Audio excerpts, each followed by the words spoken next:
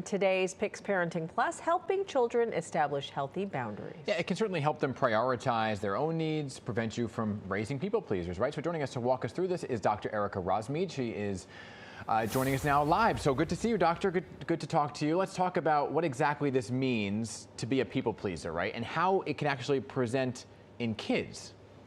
Great. Thanks so much for having me on. So a people pleaser child is a child who feels the need to say yes to everything, even if it makes them feel uncomfortable.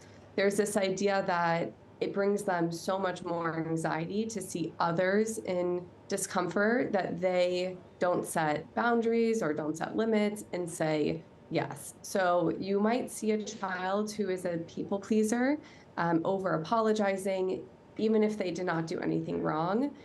You might also see a people pleaser child avoid speaking up in class or raising their hand. And over time, it can lead a child to feel more anxious, less confident, and they might even have a harder time making decisions on their own. Yeah, I mean, I do believe I have a people pleaser at home, a 13-year-old. She's not an extreme people pleaser, but why is it so important then for parents to address these people pleasing tendencies early? Yes, well, children become adults, and when kids don't learn these skills early on, it can turn into adults who are people pleasers. And when working with kids, I always say, if you put in the investment now with kids, we want them to internalize that process. So when they get older in life, saying no and asking questions and setting limits is just part of their internal world. And there are things parents can do now to really set kids up for success later on. Yeah, but it includes modeling the right behavior, right? So how should parents model the behavior and not be the people pleasers themselves? Exactly. And modeling is something that parents love to teach. Modeling a lot of times kind of gets missed.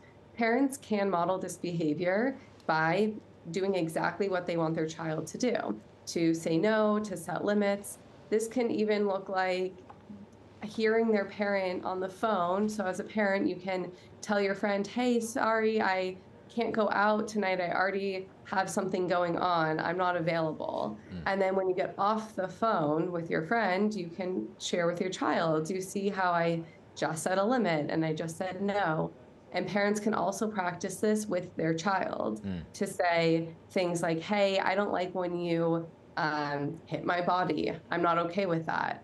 I am not available right now. So parents can practice with their child and debrief afterwards. Yeah. And then parents can also talk to their friends and debrief with their child after setting those limits. I have an over apologizer. So I'll tell my daughter, stop saying sorry. And she'll go, I'm sorry. And like, see, you did it again. I'm sorry. So what are some practical ways that we can teach them not to have those types of tendencies and to establish these boundaries?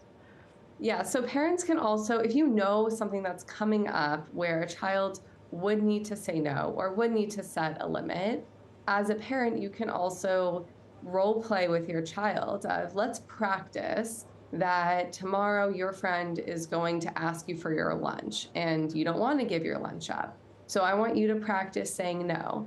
And as a parent, you can put together safe settings where a child can practice saying no with a sibling, with you even, which might get in the way of your parenting if sometimes you might benefit from having a people pleaser. But as a parent, you can tell your child, please say no to me. Please set a limit with me. And then you can always give feedback on helping your child say no and set limits in a safe and respectful way.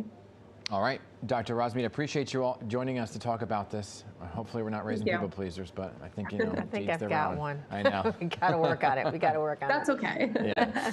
All right, thank you.